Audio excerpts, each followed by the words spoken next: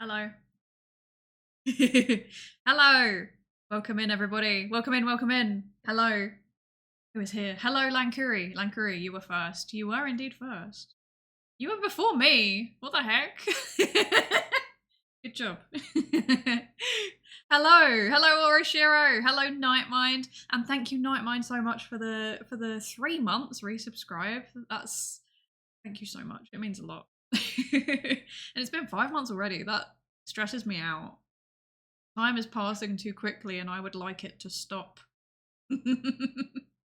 Hi, I'm Zero. Welcome in, welcome in. Hi, Nico. Welcome in. Is that everyone? And also, of course, hello, Something Stochastic, Husbando Mod himself. Welcome in. How are you all doing today? How is everybody? When did I stream last? I don't even remember anymore. Was it like a week ago?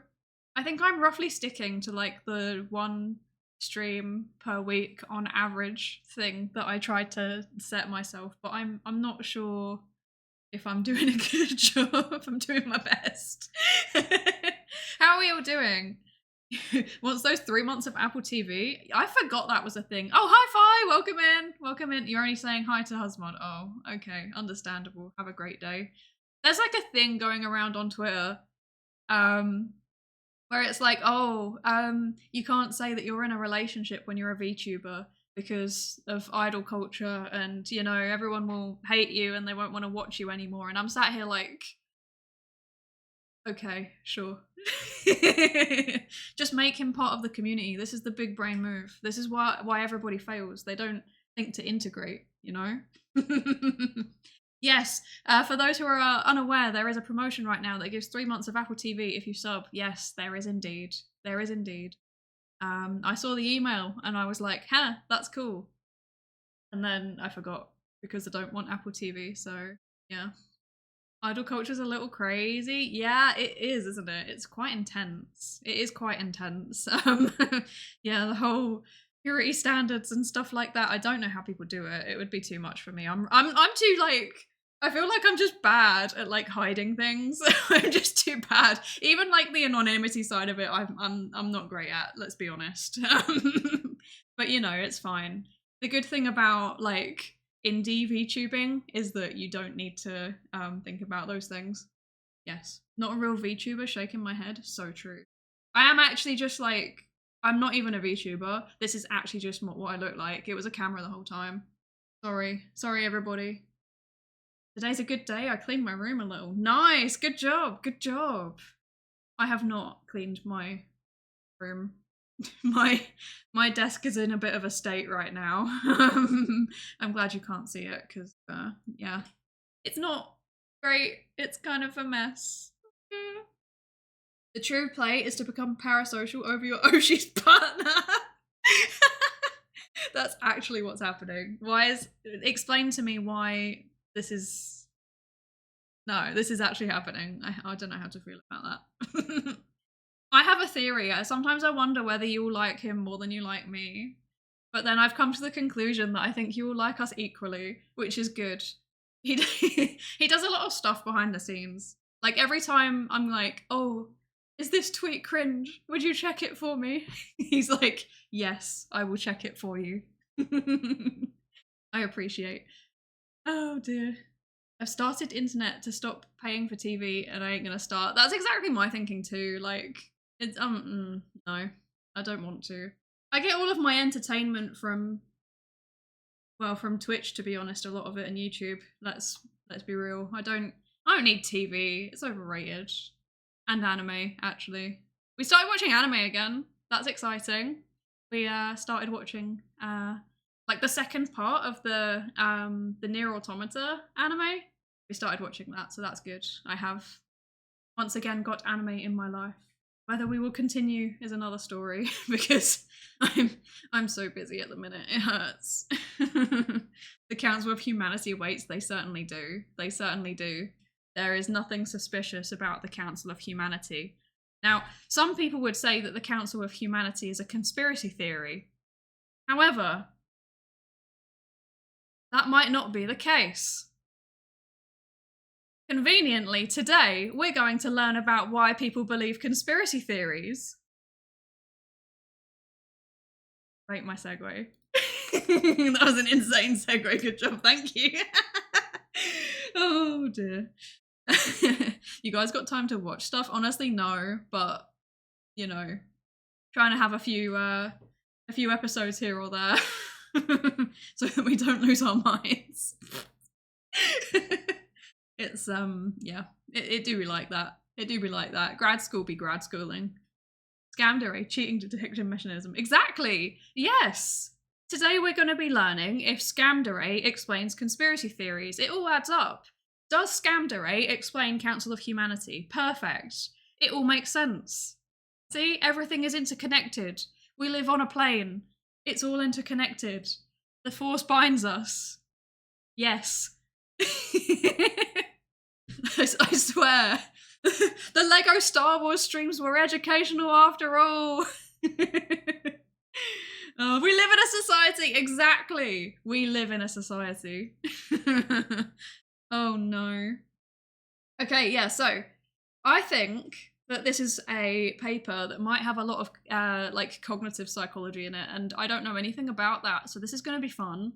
But it was published in a social psychology journal, so it might be fine. I might be able to read it. Let's see. Let's see. Oh no. Have recordings of yourself using the VTuber persona with generic answers and then put in a program that randomly selects one answer and ask yourself a question and use the program to select the answer for you. Shall I do one of those like intro videos, except it's just entirely ChatGPT and I'm like, hey everybody, I am a anime girl. I am a insert half animal anime girl. I don't even know. I don't know what I'm trying to say. I don't know. I have no idea. I have no idea what's going on. Okay, right, so, yes, today we are reading a paper. Law video. I actually do want to do a law video at some point. That will happen. That will happen, but no, that's not my law. Okay, so, right. Conspiracy theories explained by a cheating detection mechanism. The names are French, so I don't really want to say them. I'm gonna get this wrong. Benjamin, Aubert-Teillaud and David Vaidis. I hope that that's right. I'm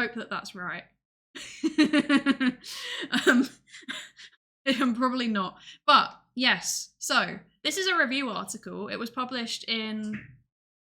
I have already forgotten the journal it was published in. It was published in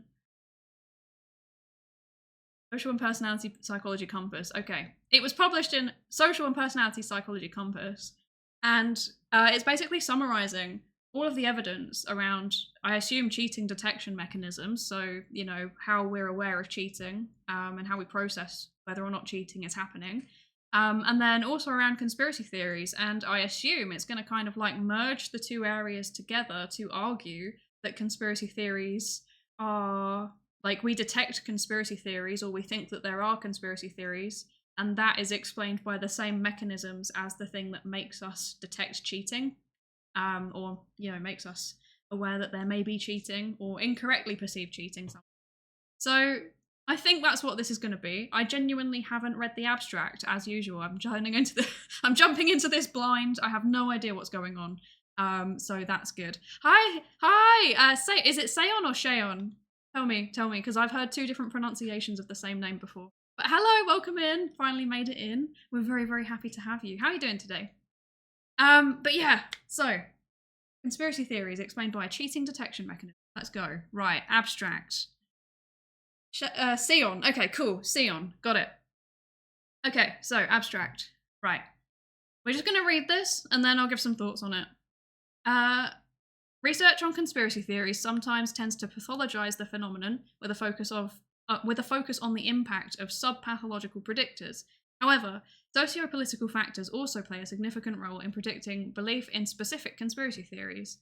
The aim of this article is to bridge these two perspectives through a unified cognitive mechanism. Based on an overlap between cheating and conspiracy concepts, we assume that a cheating detection mechanism is likely to underlie a belief in conspiracy theories. Scroll down. Starting from the adaptive challenges of cheating detection. Can you read it in an uwu accent? No. I'll do one sentence in an uwu accent. Wait, how does a uwu accent sound again? I've forgotten. Uwu. Starting from the adaptive challenges of cheating detection, we explore the workings of this mechanism using signal detection theory and error management theory. How was that? Was that okay? I've not done one in ages. I can't even remember what they sound like. This is so bad. Where the cat ears? I've made the model. Everyone, I made the cat ears model. It's it's there. Nekodere is a thing. Is it Nekodere or Sineko? I feel like we always go with the dere suffix. So the probability of cheating detection decision bias. Oh my god. I hate this so much. I hate this so much. But yeah, I've made the cat ears model, so Nekodere is a thing. I'm just sitting on it. I'm not sure when I'm going to whip it out. I think it would be very fun to do it in some kind of animal psychology stream. So I may save it for then. Alternatively, there is the speciesism lecture that I will eventually do. Who knows? Who knows? Maybe Psycho from Psydere and Neko. I like that. The Psycho model. I can influence this. Please don't. Please don't. Please don't. Oh my god. Okay, right.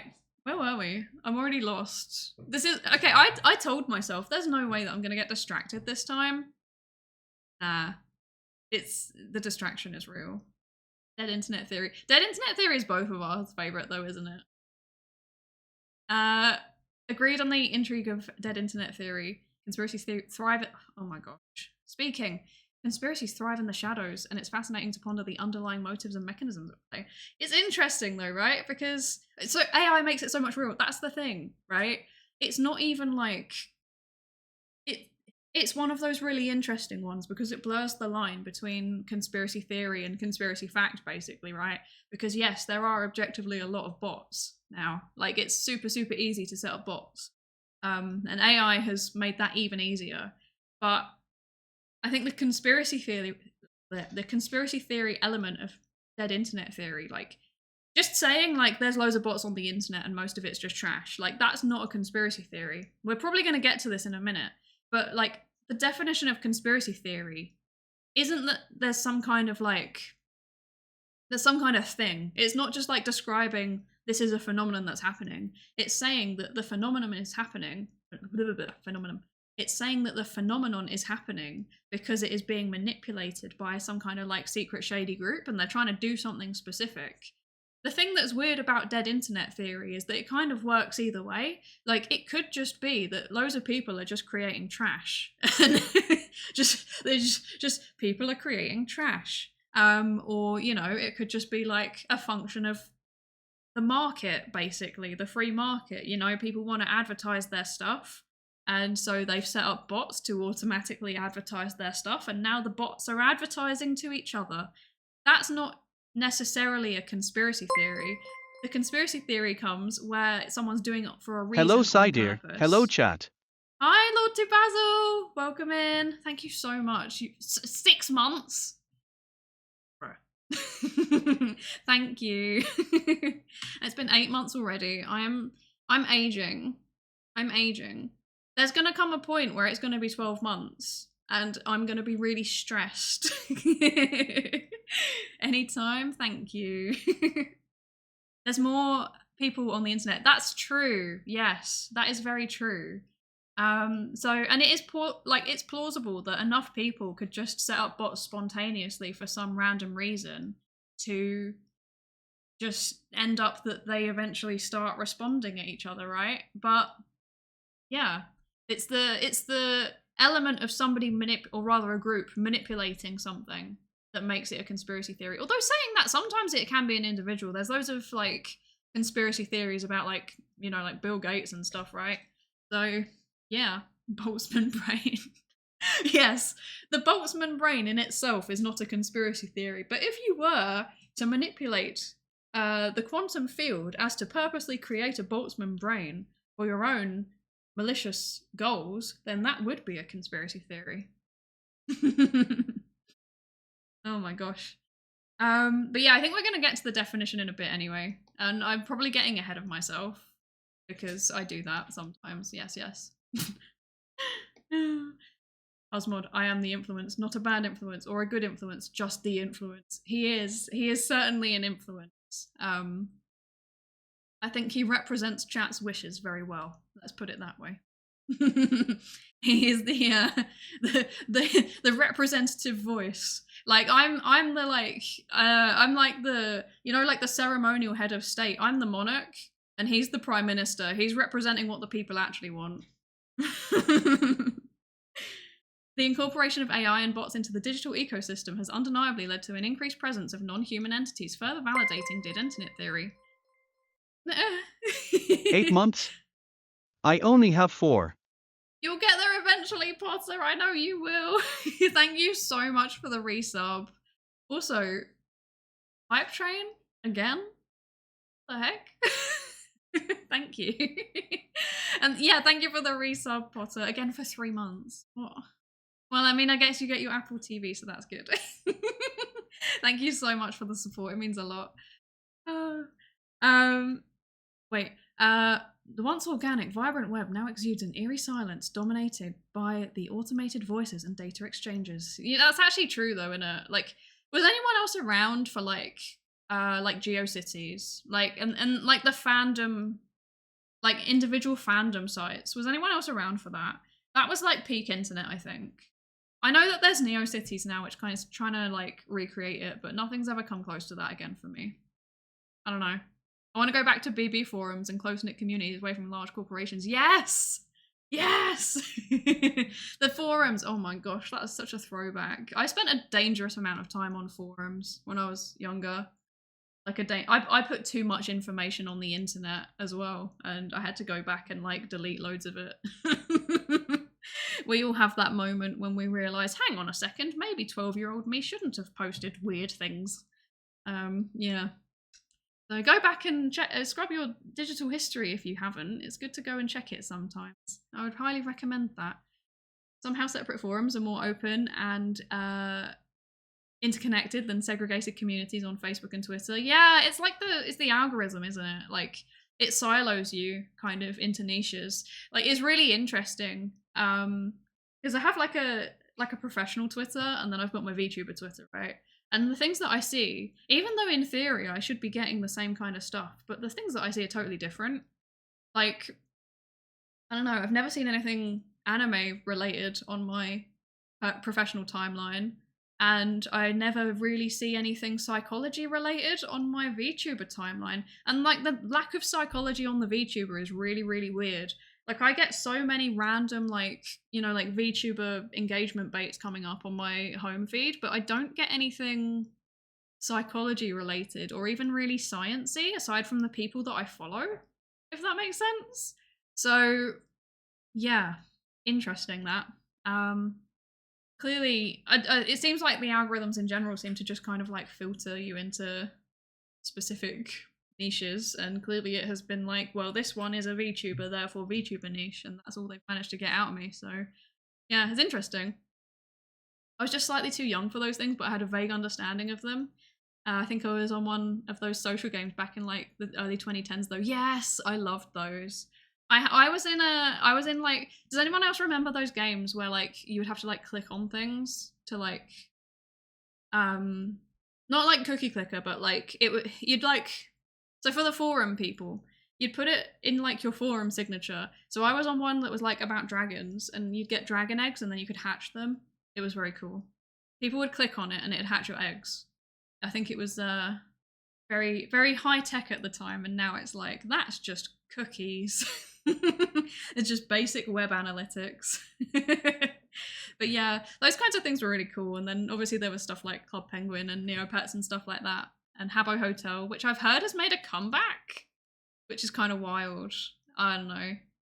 The fact that we're like looping back round to like 2000s stuff is very, very stressful for me because it makes me feel like, oh, I'm in the, it's like the 20-year loop. I'm getting like the 20-year loop is now like my childhood and I don't like it. I don't like it. Still more robust than modern infrastructure. Yeah, I mean, if we had a BB forum, it wouldn't have gone down from CloudStrike, probably, maybe. Thank you for the bits, Potter. Thank you. 20 bits, thank you. Jhove? Oh, I remember that. Oh my gosh. Oh, hi Moth. Welcome in. Welcome in. You're too young. Yeah, you're like a Zoomer, right? You're like a proper Zoomer. I'm like kind of millennial, so I think I was like the kind of first age bracket where we were terminally online. Because like, yeah, I was like, I'm old enough that I used like individual fan sites and like had like we had our own like HTML pages and stuff like that, and you know BB forums and stuff. But I'm also like young enough that by the time I was halfway through high school, most people had Facebook. So I'm in like the kind of weird like transition period. There's like I think there's like a kind of 5-year-ish cohort where we were in that transition period, and yeah, I feel perpetually like too old to be a Zoomer and too young to be a millennial. Like all of the millennials are like, I can't pay my mortgage anymore, and I'm like, okay, sure. But then all of the Zoomers are like, I don't know, like making skibbity toilet Ohio Riz words, and I'm like, I too understand this, my fellow Zoomers. Haha, yes. Oh my gosh. Like I'm old enough to remember Facebook pokes, and that was like the peak of flirting. That's how old I am. So yeah, that probably ages me quite specifically, actually. I'm now the older kid I used to look up to as a kid on these social games. That's so true, actually. That's so true. If I was on Club Penguin now, I would have like the paid membership and all of the like fancy accessories, and I'd be like, look at that. She's so cool. And I'm sat there like, little do they know I am a fully grown adult with a job. Oh no. I dread to think how many people that I spoke to on the internet when I was a kid were actually adults. Because there wasn't like at the time, there wasn't like you need to be 13 years or older to use the service type of thing. So it was just a free for all. It was terrible. If you didn't have somebody like watching over you, then it was just not good. The only good thing about the Nobles was scientific and artistic funding. That's true, actually. And like, I think one of the cool things that they used to do was like the way that they used to educate their kids, which the way that they did it was like basically they'd have personal tutors like with the kid all the time, like constantly teaching them things, and it did seem to create a lot of interesting like people that knew a lot of stuff about a range of things. That was quite cool, but it's not really a thing anymore because like who has time for that? You can't like live in a mansion and have 17 maids do all of your housework anymore. Like you can't even, it's hard to even have a personal assistant. Like you have to give people your login details and stuff. That gives me anxiety. Ugh. 2006, stop it. I was already fully sentient in 2006. Please stop. I think I was already on Club Penguin in 2006. Or maybe I wasn't. I don't remember when it came out. I was definitely already on forums in 2006, so yeah. If I ever cross 10 million personal wealth, I'll fund my own science lab and art school. That's very based. Born just in time to stop touching grass? Exactly, Fi. Exactly. That's exactly it. If I'd have been born like 5 years earlier, I would have like, you know, done sports and stuff. Actually, no, I think if I'd have been born 5 years earlier, I probably would have been largely the same, but just I would have started doing that stuff in university instead, I guess, maybe. I don't know. Children of the internet, my beloved. Someone really should do a write-up on it. There is a lot of work actually on like the different cohorts and like how exposure to the internet is like affecting development in different ways. A lot of it's kind of more political rather than evidence-based, to be honest, but there is some really cool work coming out about how different uses of technology can have different effects on people. So like I think I saw a review paper a little while back, and it was a lot of the things which are like, oh, more screen time is associated with bad mental health outcomes. A lot of it doesn't account for things like how they're actually using the screen, if that makes sense. So like, are they using it to like talk to people? Are they using it to stay in contact with their friends? Are they building social relationships? Or like, are they learning through their screens versus like, are they just doom scrolling basically? Or are they, playing educational games or games that, develop their cognitive processes versus like, I don't know, Fortnite. What they found was that there was a correlation between screen time and negative mental health outcomes, but when they controlled for the way that people were using it, so like their analysis accounted for the use of it, whether it was like a kind of implied more positive, meets our kind of basic needs like social connections and stuff like that. When they controlled for that, it flatlined it basically. There was no effect. And that seems like a really obvious thing, and I can't believe that nobody thought to check that before. But sometimes the best papers are the ones that do something really obvious. So, yeah. Regarding scientific funding, it's still around, to be honest, at least in CompSci, if you learn from Khan Academy or books online and check out the online communities. That is kids teaching themselves stuff. Yeah, no, definitely. Definitely. I know that, I know actually quite a lot of students at the university that I'm affiliated with. Yeah, they come into sometimes they come into comp-sci degrees and they know nothing, and then sometimes they come into comp-sci degree and they've basically done the entire comp-sci degree already. It's kind of wild. It's very impressive. But yeah, quack. Why is that so big? Oh my god! Every time I'm on this thingy, this screen, it's so big. Wait, let me fix it. I have to fix it. Wait. There you go. I think it's not so big anymore. I don't know why the quack is always so big. It's so distracting when I'm minding my own business, and it's not even the quack. The quack's fine. The quack just brings me back to chat. But the big purple thing behind the thing, that really irritates me. Did I hydrate? No, I forgot to. Thank you for reminding me. And also, I forgot to say also, thank you for the Heim train, everybody. Level 1, exciting times. We've all got to start somewhere. It's just a little babby train today. Okay, I'm never going to complain about a hype train. I get surprised every time there is one. Okay, let me drink some water. Yummy. Okay. I have drank some water. I've got tea as well, as always. A living stereotype. I must perpetuate British stereotypes. If only you could see my teeth. You see it a lot in comp-sci because you only need a PC to do the work, but I've been slowly seeing an increase in psychology and other fields since most of the data can either be harvested online or is already public.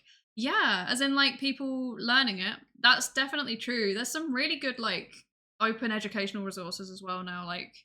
I'm not being funny, but I do actually think that a basic university level 101 course, you can in psychology anyway, you can probably cover the I think you could pass one of those 101 exams in a lot of universities just by watching through the entirety of crash course psychology. Because obviously they have sub ones as well, right? I think they've got a crash course research methods and a crash course cognitive psychology specifically, and then one about mental health. I do actually think that you could probably get through a large chunk of the exam, especially if it's a multiple choice one, to be honest. And I used SciShow as a SciShow and then also crash course as revision materials when I was doing my undergrad, and it worked pretty well for me. But yeah, and there's also obviously, people like me and Phi and Nep and other cool STEM creators out there that are making our own stuff now, which I mean, hopefully somebody could watch one of the journal club streams or videos and start to understand how it works, like how processing the papers works and stuff like that. I don't know. That maybe that's more of a me like copium type of situation than anything else. I mean, like how you said earlier, this counts as educational, right? I like to think so. I think. I think. I put a time tracker on TikTok for 1.5 hours, and I'm happy I did. Yeah, I've done the same for most of my apps now. I think I did take it off for a while. I think I probably need to put it back on. And I had something called Leech Block on my browser, where it blocks basically any social media between 9 to 5, so I can just focus on my work. But like, it can get quite distracting. It's the dopamine, man. It just feels so good. It feels so good, the dopamine. Yummy, yummy. Hi, Dot welcome in. How are you doing today? I hope you're good. I forgot to mention, Metal Gear Solid 2 is basically a discussion on conspiracy theories. Yeah, I need to play that at some point. Husbando really wants me to play it as well. Mostly because of the memes, I think. Are you going to be streaming more often? That's a good question. I still don't know. I've still got a bit of traveling to do. So I don't know, to be honest. I think things are definitely going to be wonky throughout August. Like I'm not sure how often I'll be streaming throughout August. I've also just been like very, very stressed out from certain work things. So like a lot of days I've been like, you know, just not in the mood because I am annoyed or upset over a work situation that I've been dealing with. So yeah, haven't really felt like it. And then obviously like the thesis pressure is on top of it as well, right? Because there's always like a little voice in my mind that's like, you should be writing your thesis right now. I think if I maybe do some of these journal club streams, and you know, obviously I always end up yapping, but for doing some journal club streams, I can kind of justify it to myself a little bit. Like I can try and be like, oh, actually, maybe, you know, it's kind of related to my PhD, right? Like this is kind of in, right? It's copium, it's not. But actually this paper is, technically. This was on my to read list for my PhD, so I think that's fine. But yeah, still don't know. I think probably regular streams might start again in September, but I can't promise it. It depends on the state of my thesis. I'm gonna try and make some good progress this month. I said that last month as well, and then life got in the way. But yeah, no, I basically just have my literature review to do and a general discussion. But like my literature review is half done. So I've got to finish my literature review. I've got to do a thesis summary, like summarize all of my chapters, which is fine. I can do that. That's no problem. It's my work, so I kind of know how to summarize it. And then like a general discussion, kind of integrating what I found overall into the broader field and stuff, which is the bit I'm dreading the most. I do technically also have one last set of results to analyze, but I'm trying not to think about that. It's fine though, like writing the code's fine. My mom sent me a video the other day of her taking a class, and one of the videos was Hank Green. I've done that to my students before. Like when I was teaching, I've just been like, okay, my voice hurts now. We're going to watch some Hank Green. Bye. I need your co-working streams to get back into learning French. The co-working streams... the co-working streams, the thing is that I'm now like deep enough into the co-working streams worked really well for me when I was writing up methods and results, because I didn't have to, like, it's kind of surface level. I don't have to think too hard. I'm just following a script basically. But now I'm at the bit of the thesis where I do actually need to focus, and I'd need like 2 hours at a time basically, and it doesn't really work like that. Like it kind of, there's not enough time to chat, I think. So yeah. Possibly no more co-working streams until the end of the thesis, or if at all, because once I've got a job, I probably won't be allowed to stream what I'm doing anyway. So yeah, educational engagement. That's what I try and tell myself. I'm like, yeah, I've got a journal paper open right now, so this yapping is definitely educational, I swear. Oh no. I should honestly remove 99% of my Telegram subscriptions, keeping only family, friends, and streamers I'm really into. Yeah, I'm kind of thinking of that too. I'm just trying to like not go on stuff, basically. Like, you know, just pay attention to the stuff that makes me happy. I put on YouTube videos while I'm doing something like, I don't know, like folding laundry or something, or like when I cook dinner, me and husbando take turns. But like when I am making the dinner, I will put on a YouTube video while I do it. So yeah, the entire Metal Gear series in general would be good. Okay, interesting. Where's my clips count? I don't actually know for certain.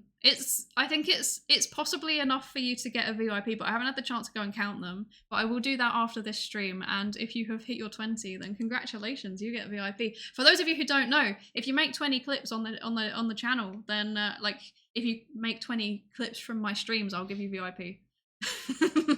And then you get cool things like access into a secret VIP / subscriber / coffee donator channel on Discord, which we are definitely very highly active in at the minute. Wow. Pain.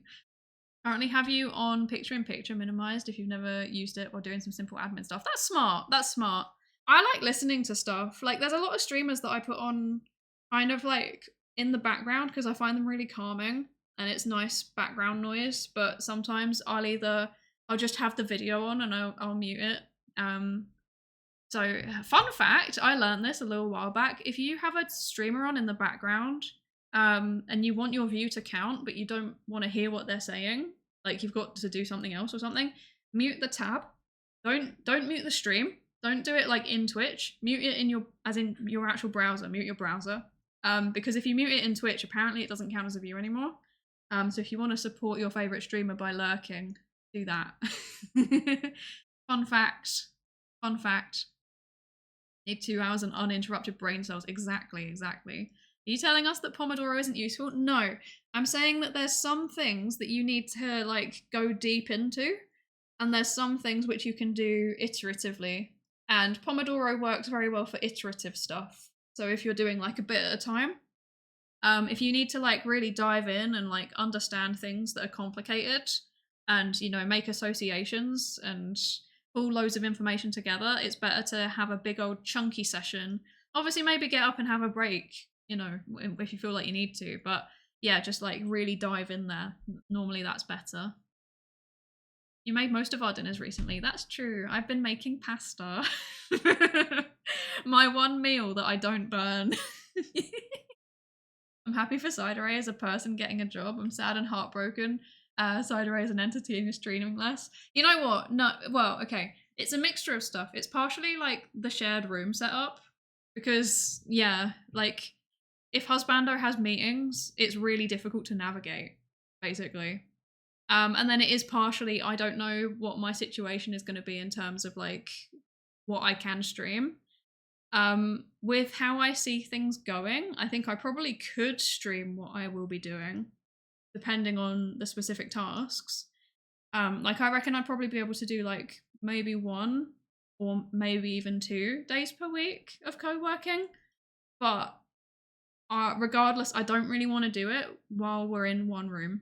Because it's too disruptive for husbando. It's not fair on him. So how is Psydere as a cook? Good, but undercooks pasta sometimes. It don't undercook it. It's al dente. It's how you're meant to have it. I swear, it's meant to be like that. The Lord deepens. I am learning real life skills. I swear I can do more than data analysis. Time to invest in impromptu soundproofing. I did look into it actually. I was like, what if I just bought an entire soundproofing booth to put in our living room? Oh no, but it doesn't work. But yeah, eventually we'll move into a bigger place. I'm saying eventually because genuinely there is no timeline on this. Like, it could be years, but eventually we'll move into a bigger place and I'll have my own office and it will be very, very exciting. And yeah, I'll be able to do co-working streams and basically just yapping whenever I want, which would be nice. Yeah. Living situation, cry. A subscriber channel in Discord. This is the first I have heard of this. Don't worry, I am not insert emotion here. Yeah, we have wait, I can't remember if you're in the Discord. There is a points redeem to join the Discord. It's 2,500 points. If you do that, I will DM you a invite link if you aren't there already. If you are, because I genuinely haven't even looked at the Discord in ages. I'm so sorry, and I forget things. If you are, then it should just do it automatically, in theory, I think. Unless the bot is broken, which is possible. Psydere moving to Romania because buying a house there costs 3 months of London rent. So true, actually. Lankari, stop redeeming the Discord invite. I swear. Don't start this again. It's fine, it's fine. I'll just repay it after the stream. Honestly, it is tempting to move somewhere else for a cheaper house, but I like Ireland, you know? I don't really want to leave Ireland. It's never sunny here, and that suits my disposition. So, yes. Okay. So, shall we actually read the paper now? How long's it been? Once again, it is 45 minutes into stream, and I haven't really read any of it. I've forgotten what the abstract said. Vampire, so true. Based. Mindfulness. Did you redeem it, or? Oh no, I think I owe you one, don't I? Okay, let's do the mindfulness and then quack indeed, yes. Let's do the mindfulness and then and then we'll actually get to the paper, I swear. I have not linked the Discord and Twitch account, so that's probably why the bot didn't work. I remember now. Yes, I will give you the role after the stream. Okay. Right. You did also redeem it? Oh my god. You did. I'm so sorry. This woman stops streaming for like 2 weeks and forgets how it works. But yes, okay, right, mindfulness. We'll do mindfulness and then we'll finally get onto the conspiracy theories. Okay, yapping is better than the paper. I'm not sure how I feel about that. My science brain is telling me, no, it's not true, the paper is always good. My reality brain is telling me, paper difficult, processing information hard, you know? Honestly, 2 weeks is a lot. That's the thing, like, if you fall out of the routine, then, you know, you forget how things work. Husbando's just walked over to me and is, he's handing me a shark. A mildly threatening shark. And I don't know what I'm meant to do with this. It's just sat on my desk now. Okay. Okay. You sat on my desk. My child. Comfort shark, yes. My emotional support shark. What did he mean by this? I don't know. I'd forget about your existence if not for Moo Day. I'd forget about the Discord's existence if not for Moo Day. Let's be real. Let's be real. Blachai? It was not. Did I say it right this time? Blachai. Did I say it right? It was not a blachai today though. It was I don't know how to describe her. She looks like a used car salesman. She's very, very happy. She's grinning. She is moisturized, in her lane, flourishing, etc. You know? Sylvie, yeah, her name's Sylvie. It's a Jellycat plushie. If you want to look it up, it's Jellycat, Sylvie the shark. It's a conspiracy. A shark-based conspiracy. Exactly. Okay. Right, mindfulness. Right. Unbothered, moisturized, happy, in her lane, focused, flourishing. Exactly. She is just living her best life. Okay. Right. Mindfulness today is a gratitude task. Okay. Gratitude meditation, present. It literally just says gratitude meditation : present. And then it says the rest of it as an actual task. I don't understand that bit. Okay. Right. Take 10 minutes to sit and clear your mind. Breathe deeply in through your nose and out through your mouth. Think about what you are grateful for in your life in this present moment. I would love to do a breathing exercise as in through your nose and out through your mouth along with everybody, but unfortunately I have chronic sinusitis and I can't actually breathe in through my nose. So let's just think about what we're grateful for. What are you grateful for in your life at the present moment? In this present moment, I am grateful for my PhD nearly being done. That's a pretty good one. I'm grateful for Psydere finally streaming. So true. Me too. I am grateful for this grinning shark that Husbando has so graciously bestowed upon me. Yes. And I am also grateful. I'm grateful for the ability to stream, actually. I'm grateful for the fact that I even started streaming in the first place. I am grateful for Husbando for encouraging me to take the leap and become an anime girl. I am grateful for my PhD supervisor, actually. That's another one. My PhD supervisor is an absolute legend, and I absolutely love working with them, and I will be very sad if I don't get to work with them anymore when I leave. I hopefully will do, though. Grateful for having a chance to reconnect with Lankuwu, the precious on this stream. Lankuwi, precious. Precious. I think that's, a good list of things to be grateful for. Grateful for Nightmind Beloved. Dang, Lankuri didn't have to pay for that one, right? I'm also grateful for this random half-empty bag of cafe latte flavoured whey protein my brother brought me over from a friend's, as I cannot stress for cooking balanced meals. That's valid. I had a really good latte earlier. A really good one. And the barista put chocolate on it for free. It made me very happy. I was grateful for that. Chomp, proteins, snack, soy sauce, cucumbers. Delicious. Grateful for the goth GF that forces me to play fashion games on Roblox at 2 a.m. I actually don't know. You know what? The thing is with you, Lankuri, I can't ever tell if you're joking or not. You've perfected irony so much that it loops round into serious. Grateful for the internet and this community and Psydere streaming again. Me too. Me too.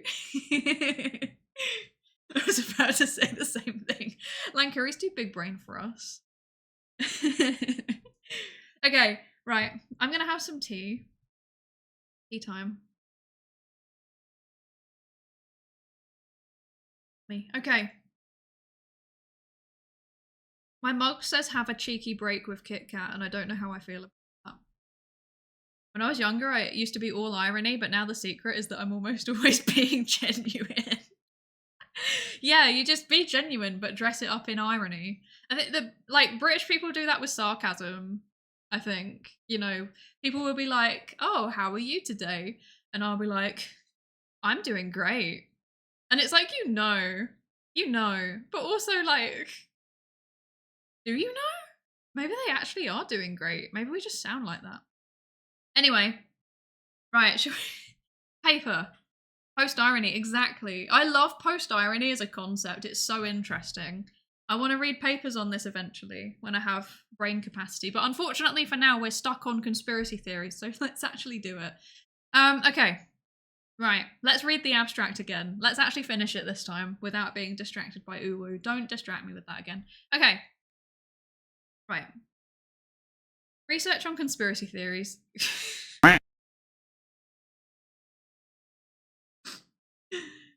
Yes.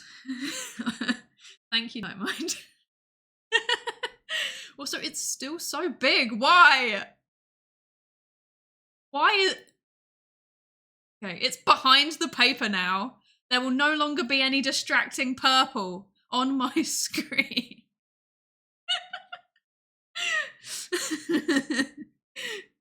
Okay. Where's that? Lock that. Go away. Right. Big duckies. Indeed, indeed. Right, okay. So, we read the abstract now. Okay. Research on conspiracy theories sometimes tends to pathologize this phenomenon with the focus on good start. Docs are so cool. I wish they were real.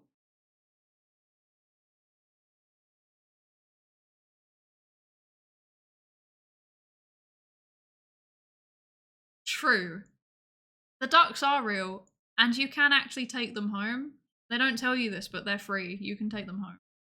Anyway, there's a lot of links to other papers in this one. Yeah, I think because it's a review paper, there probably is going to be a lot. But that's fine. We'll get through it. 55 minutes to read the abstract. Keep at it, chat. Is this a new record? Is this a new record? I hate this. The government doesn't want you to know this. Exactly. The docs are free. I wonder what would be the abstract for the chat so far.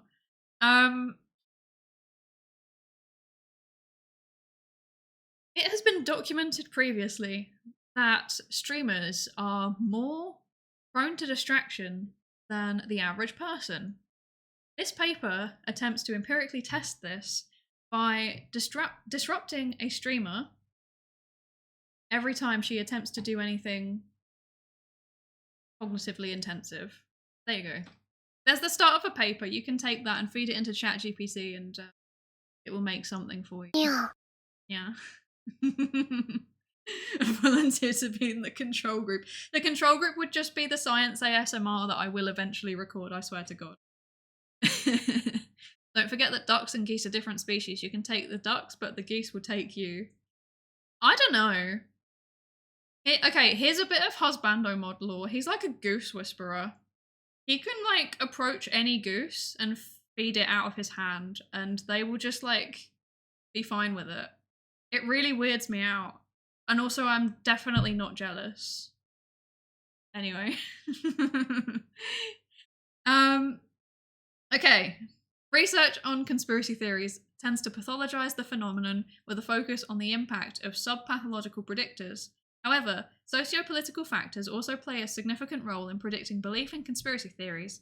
The aim of this article is to bridge these two perspectives through a unified cognitive mechanism. Based on an overlap between cheating and conspiracy concepts, we assume that cheating detection mechanism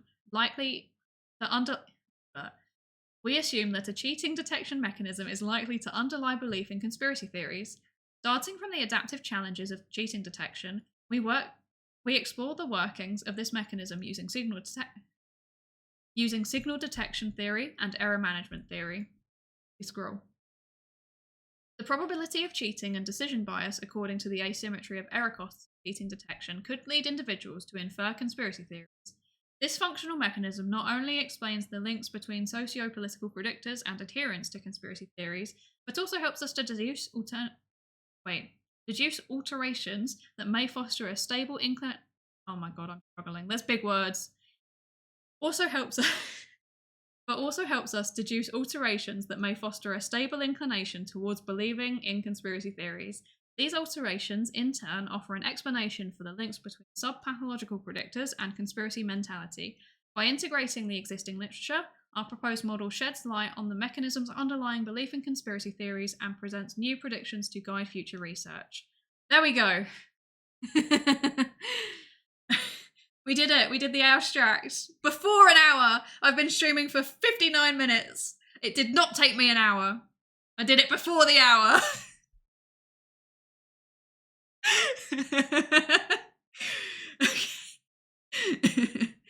I was using an LM earlier when I was talking about dead internet theory.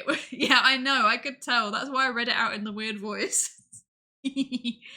Updates for the Psydere wiki. 1. Undercooked pasta. 2. Husmod equals goose whisperer. I prefer swans. He does prefer swans, but he's good with both geese and swans. What's error management theory? I don't know. We're going to find out. I know what signal detection theory is, but I don't know what error management theory is, so we will find out. In social psychology, there is a concept called terror management theory, which I don't think is relevant to this paper, and is probably going to trip me up. So that's good. Error management theory is modding the chat.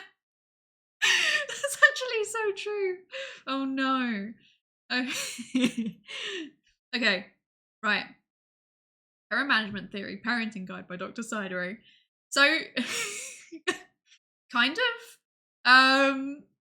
Parent Management Theory is this idea that basically we do stuff because we fear death. So if your parenting is like making your child fear death, yes, which I do understand. Some people do unfortunately use as a parenting strategy. Don't do that, by the way. That's not good. That's not good for developing functional adults. Don't do that. Anyway. Psychology fact: don't make your children fear death. Okay. Maybe I should start doing like ironic misinformation things like that. Psychology fact: if you make your children fear death, they will start to fear death.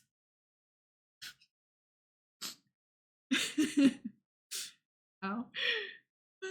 We might meet to the methodology by midnight. This is a review paper. There is no methodology. There's not even going to be like a normal place I can stop. Unless it's a... Yeah, no. It's fine. It's only 11 pages of actual content, right? So... Well, no, it's 10 pages of actual content. It's a fairly short one. There's the Social Psychology Compass. It's like a review journal, but they're short in the grand scheme of things. They really emphasize conciseness. So it's more like integrating a range of existing findings to like present a new theoretical perspective.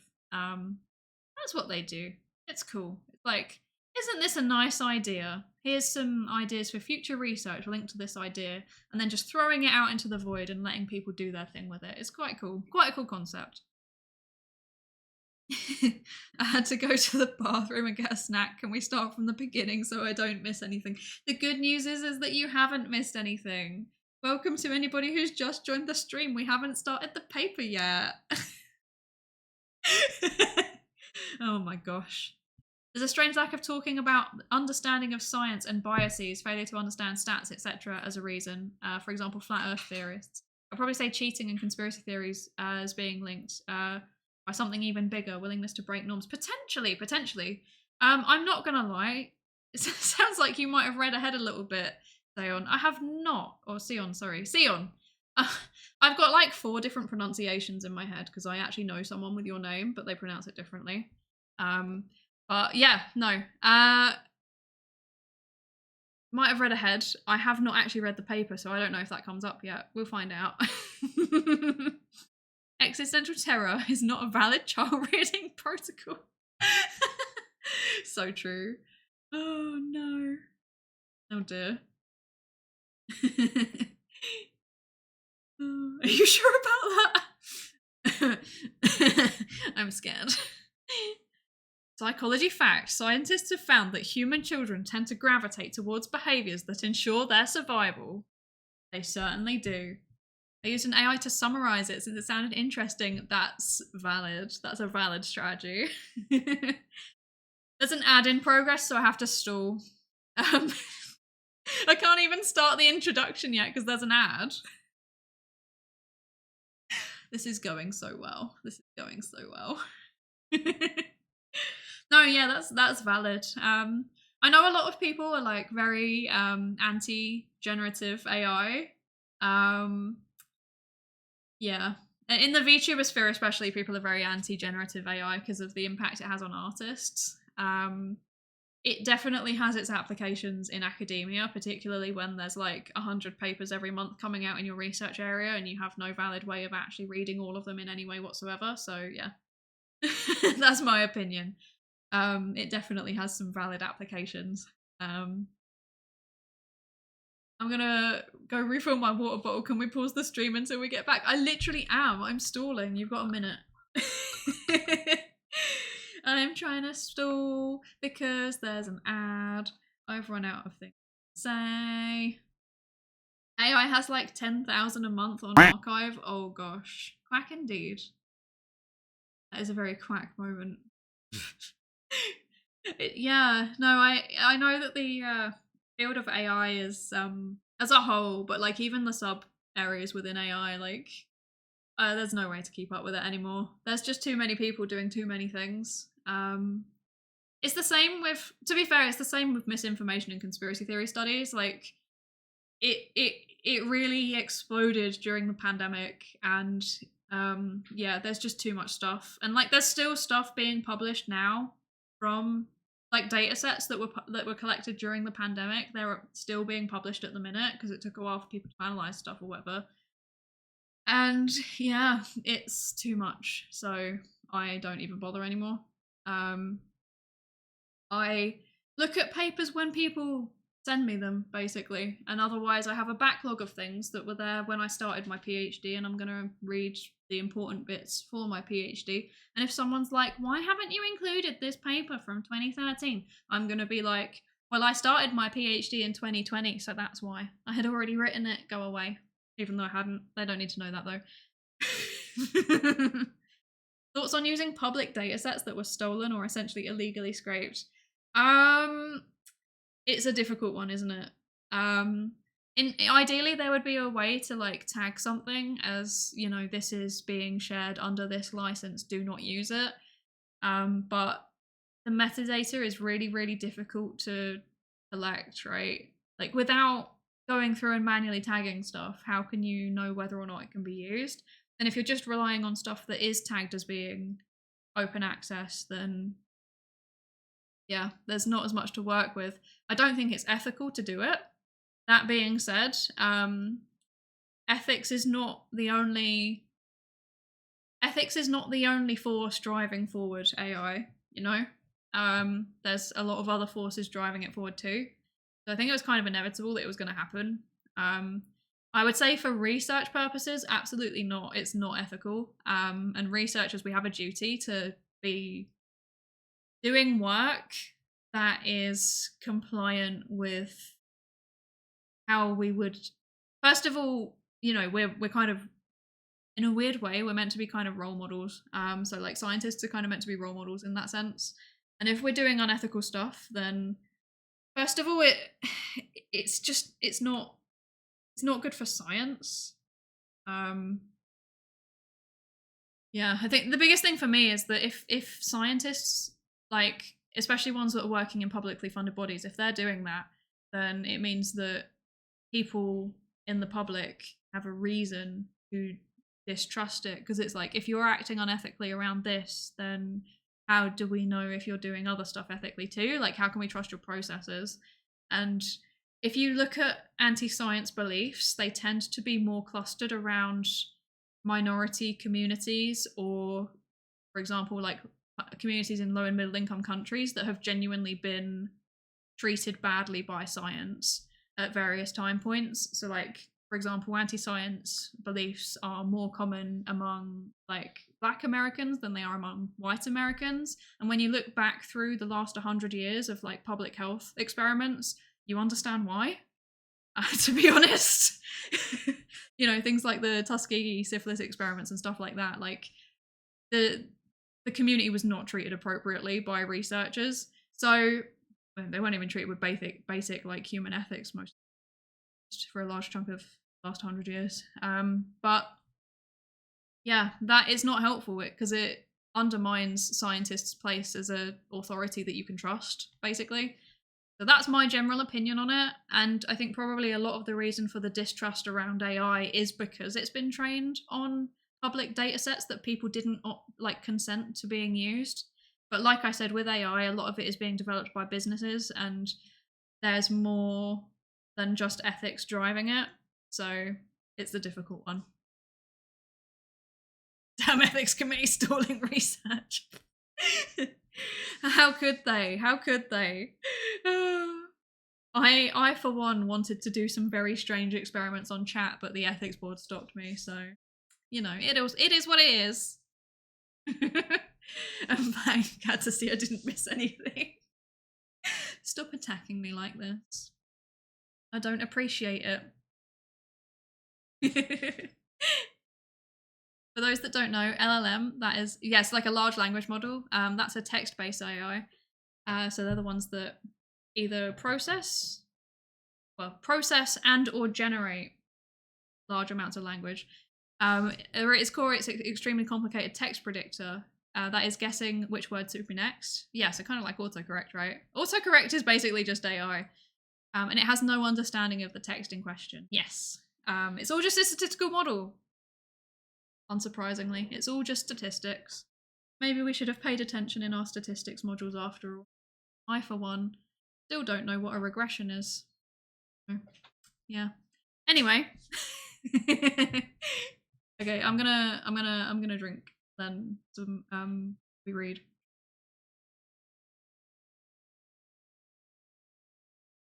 Water. Okay. So wait, did this paper open with conspiracy theories are stupid? I've only just processed that. Okay. Hi, Psychic Salad. How you doing? Statistics isn't real. Wake up, sheeple. You know, actually, wait, hang on. If I hide this really quickly, give me a second. There is actually a paper about exactly that. Here it is. Oh. Is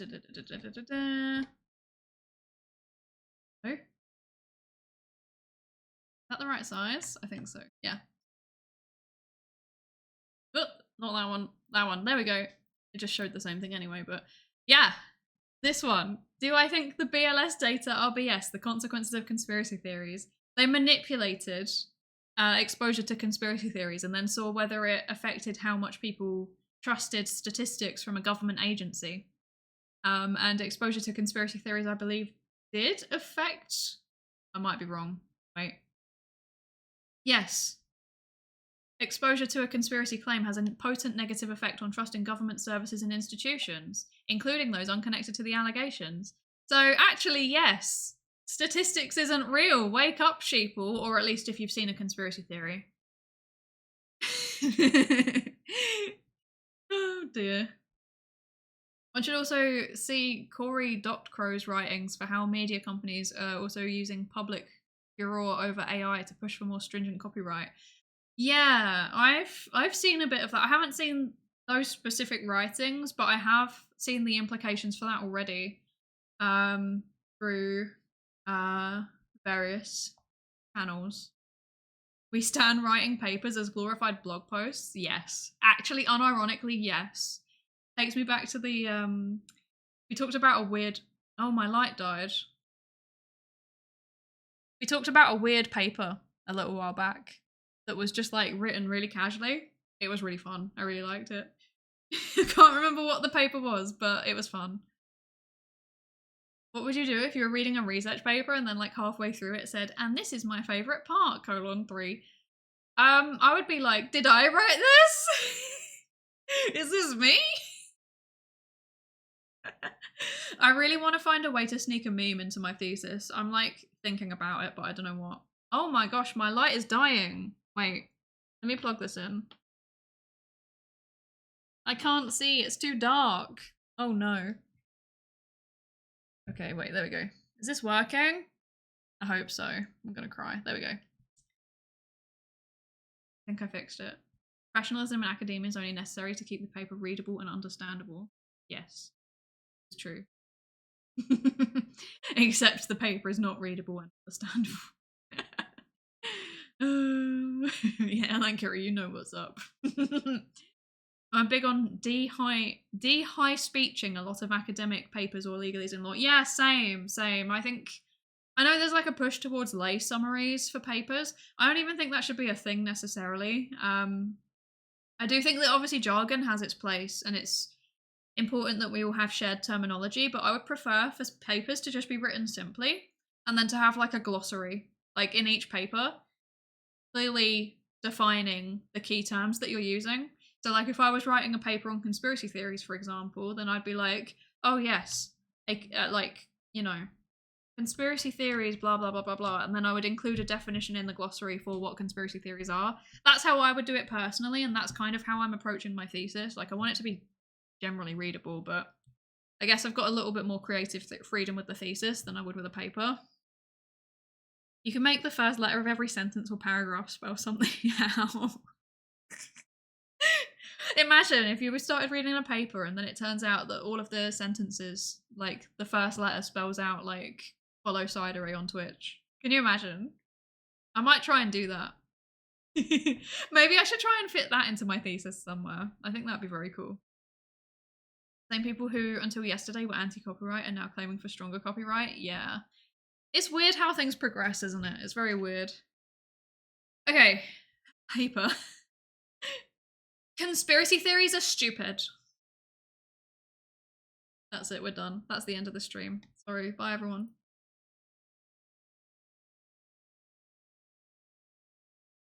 Source? So true. Where's the citation on this? Where's the citation? Oh no. Yeah, that's certainly a way to open a paper, isn't it? Indeed, citation needed. Okay, recently with the inflation of inflation? Okay. With the inflation of Sorry, I can't take, we're literally 2 sentences in and I can't take this. My streaming brain is cooked, I know. I know exactly what you're thinking because I thought it too and I hate it. I would like to go away. No, psychic salad, no. Okay. Wait. Actually, wait. Inflation? Somebody say inflation?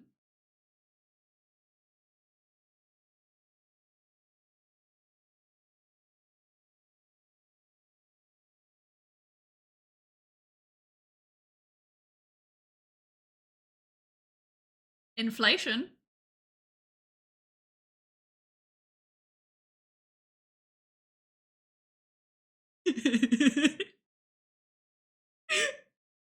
I hate this.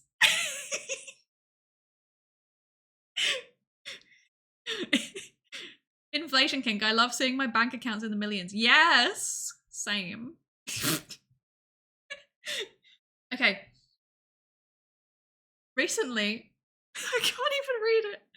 Oh, I'm clipping. Okay. I can't even take this seriously, but we're doing it. Recently, with the inflation of conspiracy theories and the problems they caused in terms of public policies, media, and even scientific discourse has been tempted to reduce the belief in conspiracy theories to a disorder describing this phenomenon in terms of medical models.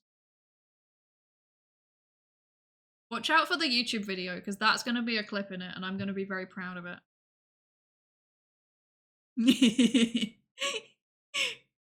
Oh no. Sad thing, bread price also in the millions. Oh, don't do that. Inflation. That is inflation indeed. My inflation kink is watching the price of bread skyrocket by 75% every year. I love that. Has to be the highlight of the stream. I might just stay like this. It's kind of comfy.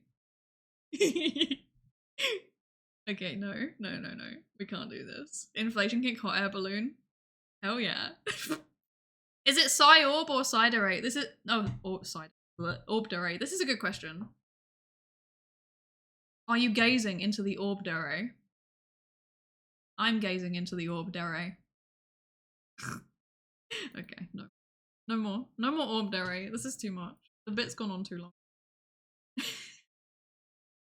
Did you know that I have all kinds of weird effects going on that I just never use? Like, wait.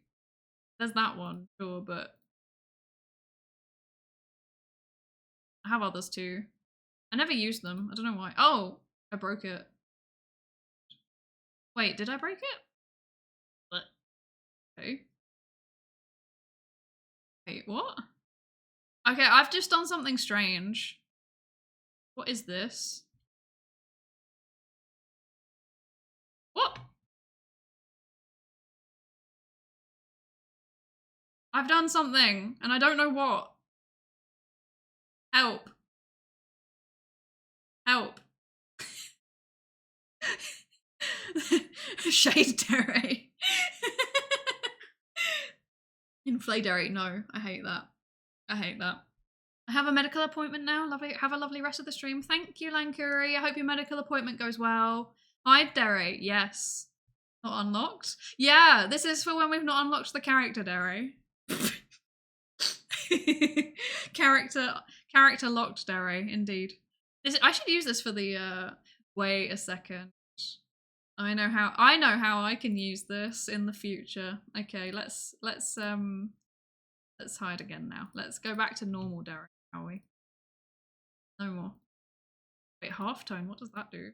Oh! Okay. Wait, this one's kind of cool. I'll show you this one and then I'll stop. It is me.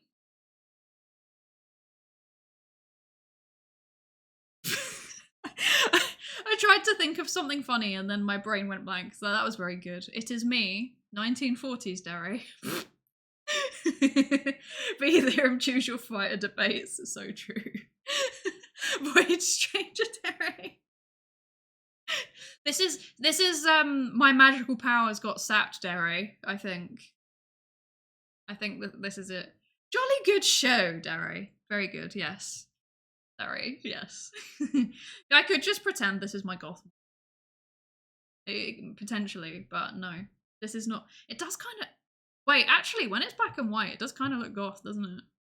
It kind of does. That kind of works. Not gonna lie. Interesting. What if I did a black and white stream one day? What would you all do? Noir Derry. So true. Psydere when the villain is on the brink of winning. Yeah, and then I gotta like whip out my special powerful perception manipulating powers, and suddenly I'm back to normal, Derry. This has been going on for too long. The end of the bit now, please. Let's go back to the paper. You three choose a topic. Oh, wait, the V theorem choose your fighter debate. So you three choose a topic to debate, and then we vote with channel points, and the two highest voted names go head to head in the debate with highest point picking on their side first. That's a really cool concept, but I don't think there's any point because Nep would win. Like, I just instantly know that Nep would win. So... Wait, why is there a poll? Husbando! Or Psyorb or Orbdere. Psyorb is winning. That sounds like Psyop. Is that the point? Is that the point? It sounds like Psyop on purpose because I do the conspiracy theory stuff. That's actually quite smart. You guys. You're all too smart for me. Oh my gosh. Make a Noir Dere reading of this monologue made on ChatGPT. Okay. Wait, but I don't have the background. Wait. Let me hide. Okay. Let's find it. Where was the Noir Dere? There you are. Oh, there you are. Okay, right. Let's do it. You know what? Where's the best? Let's put this away for a second, and I'll just...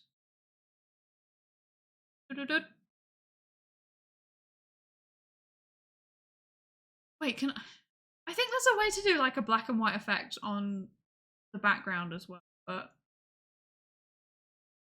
I don't know how to do that. I'm not smart enough. Okay. Noir Dere.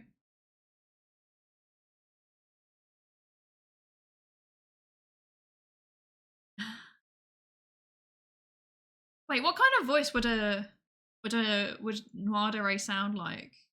You know? What would it sound like? City Nether. Wait, no. I always imagine it like a you know, like a detective. Like, we need noir music as well. What does that sound like? What does it sound like? I don't actually know. Let's find some. Let's do this. We'll go with it. Psyorb. Everyone's gone with the Psyorb. That's right. Okay, film noir music. Let's see. Isn't it normally like a kind of American accent though? That's not what I'm good at.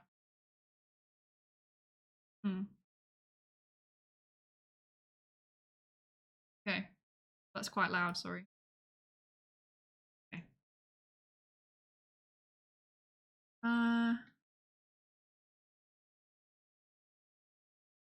The city never sleeps, but it dreams in shades of grey. Rain taps against my office window, rhythm that echoes the heartbeat of this restless metropolis. I light a cigarette, letting the smoke curl around me like the ghosts of cases past. My name is Evelyn Blake, private investigator, and tonight, the only thing standing between... No. And tonight, I'm the only thing standing between the innocent and the wolves that prowl these streets. It's a thankless job, chasing shadows and unravelling lies, but somebody has to do it. The cops are on the take, and the politicians are too busy lining their pockets to care about justice. So it falls to people like me, people who know the darkness, but refuse to let it swallow them whole. Tonight, I'm working a case that's as twisted as the alleyways of the city. A missing girl, a trail of broken promises, and a scent of danger that hangs in the air like perfume. She's just another lost soul in a city full of them, but to someone, she means everything. And if there's one thing I've learned, it's that even in the darkest corners, there's always a flicker of light worth fighting for. Take another drag of my cigarette and glance at the photograph on my desk. The girl's eyes stare back at me, full of hope and fear. I make a silent promise to her. I will find her, no matter what it takes. Because in this city of shadows, sometimes all you have is a promise. Wait, how do I say that? I don't know guns. I'm English. And a 38 caliber, is that what it? .38? Oh. In the immersion. And a bullet to back it up. And tonight, that's more than enough. 3.8 is fine, okay. I went with bullet in the end. Oh man. Imagine you smoke a pack a day and not the good stuff. Did I do okay? I tried to do it, but I don't know. Wait. Because I always imagine it with like a really heavy, like, I don't know what the accent is, but you know the one that's like, I take another drag of my cigarette and I glance at the photograph on my desk. I don't know what that accent is, but I always imagine it like that, and I don't think I did it very well just then, so I apologise to anyone who is from that region of wherever.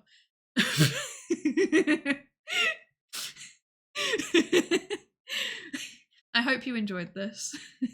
Vocal fry, yeah! Wait. Tonight... No, I can't do it, sorry. Tonight I'm working a case. Man, I watched too much Columbo growing up. Wait, okay, we'll go back to normal now. No more film noir jazz. There's no more of that. American Detective Gumshoe, yes. That ages me even more? Yeah, true, actually. Very true. What was I doing? Oh yeah, wait, hang on, I remember. I almost forgot I needed to turn my model back to normal. Not my model, just me. Me. This isn't a model, this is me. This is who I really am, Mom. It's not a phase. I'm an anime girl on the internet, just accept it. Okay. You could be the British transfer student of the investigation university. That's true. Now, let's just say you can't do the smoke like a chimney voice. Well, because I don't. That's why. My lungs are pure and wholesome, aside from the, you know, being raised in London smog. That's the kind of voice I should have done, isn't it? I was raised in the smog of London. Yeah, I should have done it like that. Oh.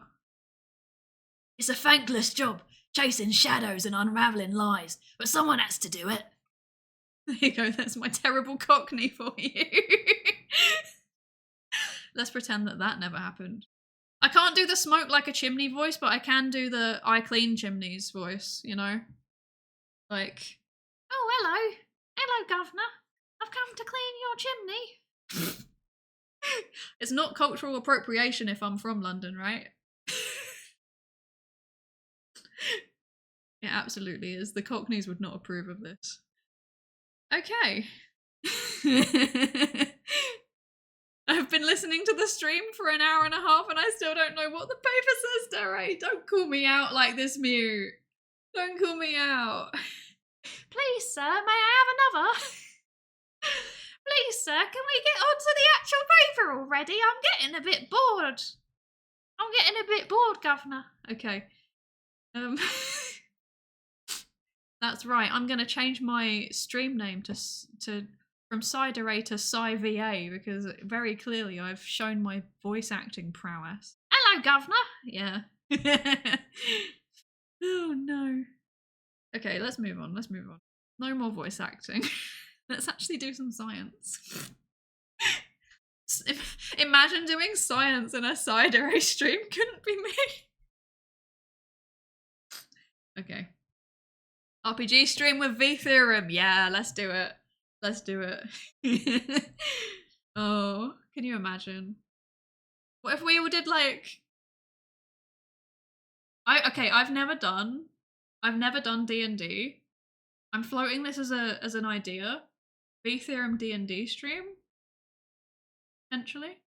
I don my robe and wizard hat. Yes, your microscopic robe and wizard. Okay, anyway. Moving on. I think I might have actually like ruptured a blood vessel in my neck doing that voice, so that's good. Anyway. Hope to run my first game soon. Ooh, exciting. Yeah, I've literally never done anything D&D before, so yeah. I don't know how it works because I'm scared of role playing in any sense because I'm terrible at acting, as you have now seen firsthand. So that's another thing that we can cross off the list of things that I can do. Okay, right. I just realized I need to like end the stream soon because I actually have work tomorrow and we still haven't we've read 2 sentences. So that's good. I don't know, that was a pretty inspiring performance. 10 out of 10 would DM for. Yes. There's psionic damage in D&D. Ooh, that works. You could be a bard, focus on vicious mockery. Yes, my damage is just British. Sorry, I'm doing 17 British damage. It's not mockery, it's banter, trust me. You could stay up too. I could just stay up. What do we say? Could just stay up. Probably a terrible idea, but good. Sidebard. According to recent research, your attire is objectively ugly. I'm a social psychologist. According to everything I know about interpersonal attraction theory, yikes.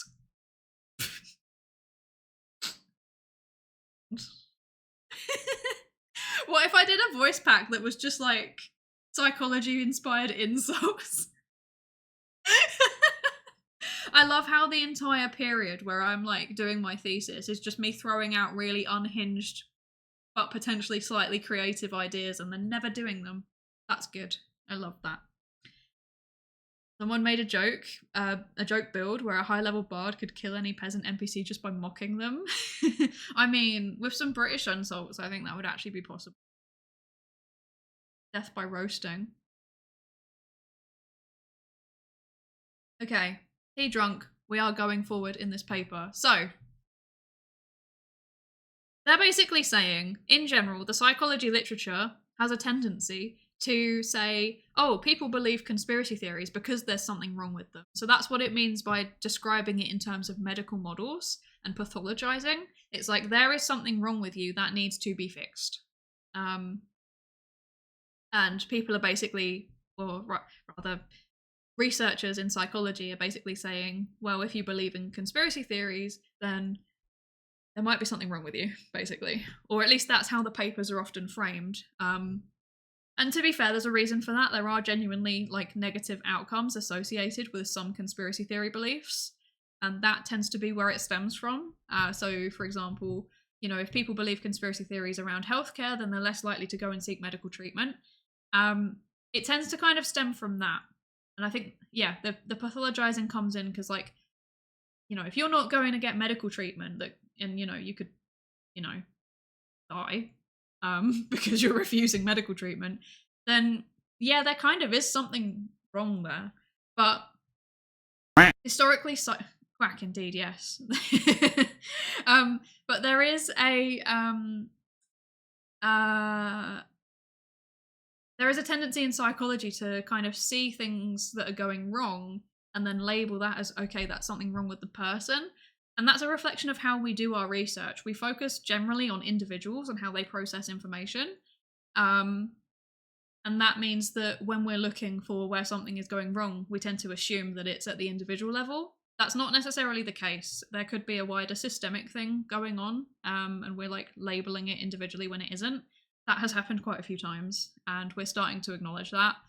But yeah, the tendency's still there. And I can confirm, as somebody who has read a lot of conspiracy theory papers, it's definitely there in the conspiracy theories literature. What did I get quacked over? You should note them down. I probably should. According to social psychology, everyone is attractive, at least in some regards, and yet here you are, an exception to the You defy universal rules. Husbando, please add another community challenge. Psydere's mildly creative insults voice pack. Okay. I have a lot of like voice recording stuff to do. I need to do the science ASMR. I've got a song that I need to record, and I have, which by the way, yes, if any of you didn't know, I'm working on a parody of a viral song, or rather I finished it. I finished writing the lyrics, but it's a parody of a viral song from the perspective of a scientist with a big ego, so that's good. A narcissistic scientist. I just need to record it, but I've never okay, first of all, I have no musical talent, so it's going to be fun in a bad way. But also I've never recorded anything like that before, so I'm trying to work out like how, and then I also just need time to actually do it. I haven't really had time. The song must be Still Alive from the famous robot GLaDOS from the famous game series Portal. It is not actually. It is not.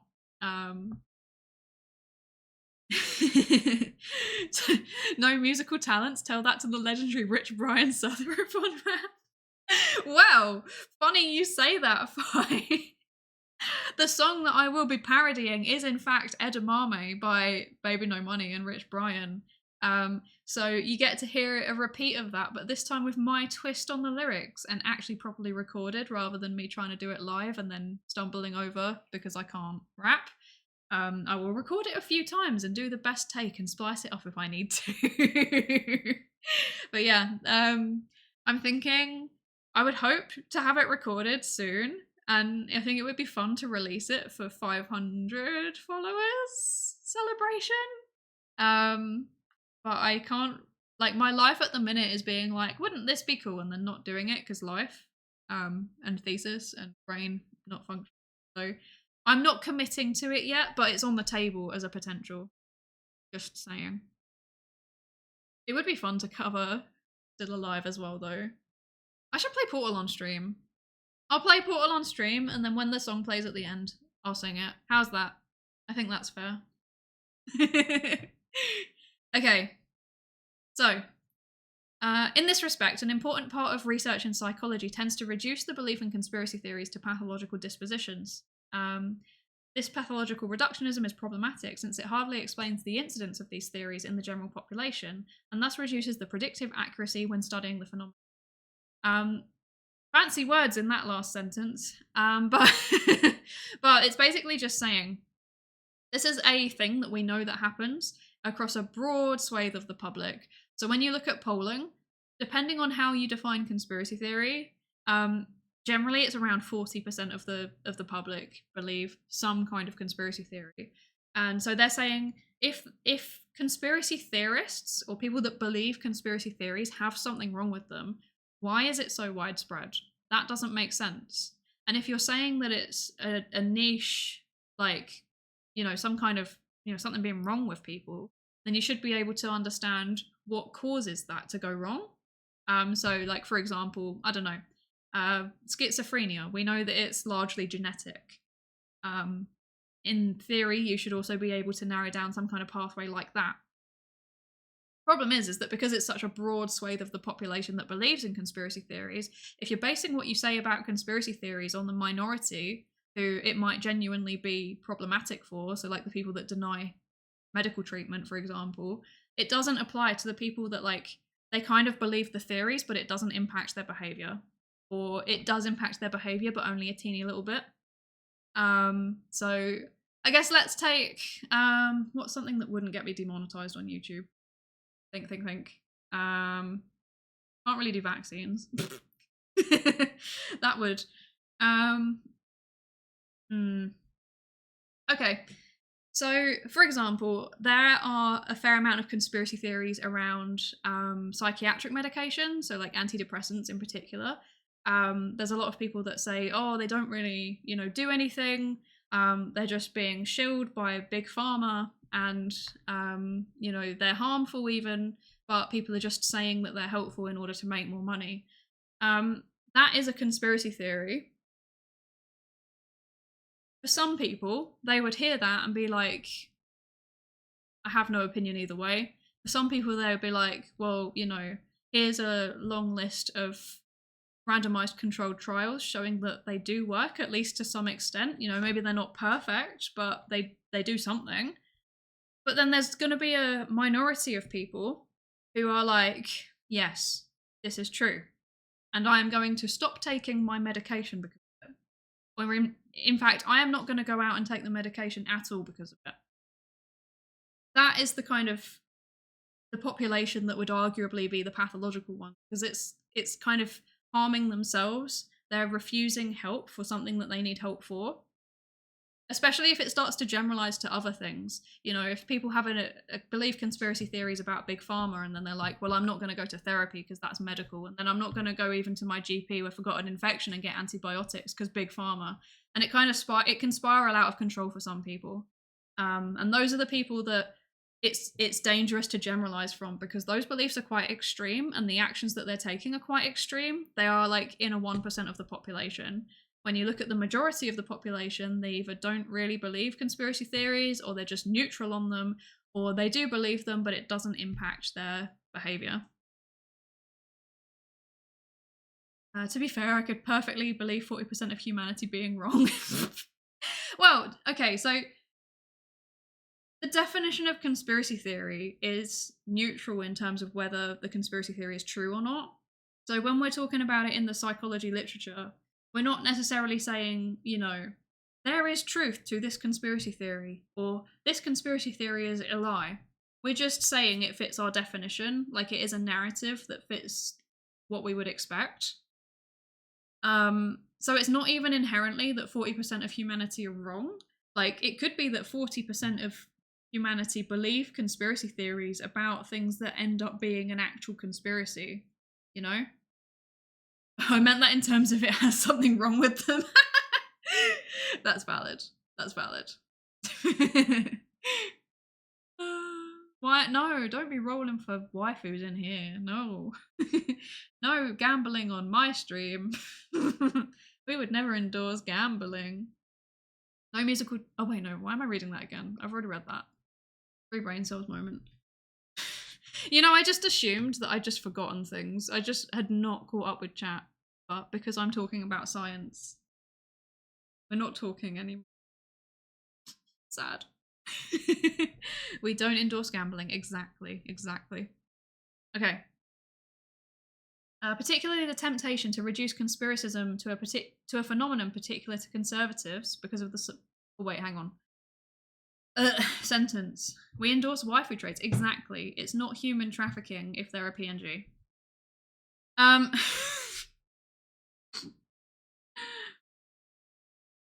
Okay, so particularly the temptation to reduce conspiracism to a phenomenon particular to conservatives because of a supposed paranoid style is confronted with recent contradictory data.